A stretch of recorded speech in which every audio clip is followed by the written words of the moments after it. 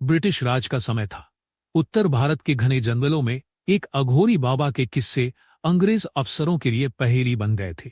बाबा का नाम था कैलाशगिरी, जो काशी से आए थे।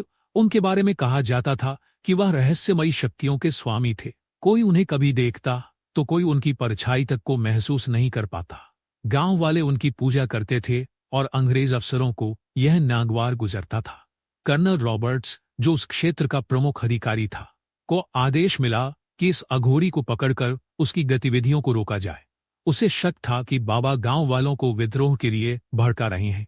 रॉबर्ट्स ने अपनी पूरी टुकड़ी को जुटा लिया और जंगल में बाबा को ढूंढने का काम शुरू कर दिया। सैनिकों ने जंगल में बाबा का ठिकाना ढूंढने की कोशिश की।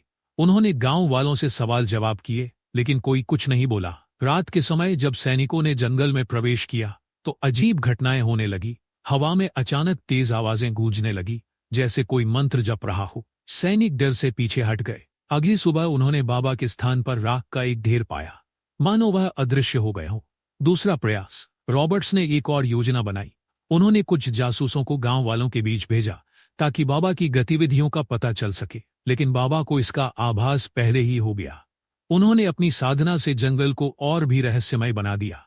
एक दिन जासूसों ने बाबा का पीछा किया, लेकिन वे एक ऐसे दलदल में फंस गए जहां से निकलना असंभव था। गुस्से से भरकर रॉबर्ट्स ने खुद बाबा को पकड़ने का फैसला किया। वह अपने सबसे अच्छे सैनिकों के साथ जंगल में गया। बाबा इस बार अपने शमशान घाट पर थे।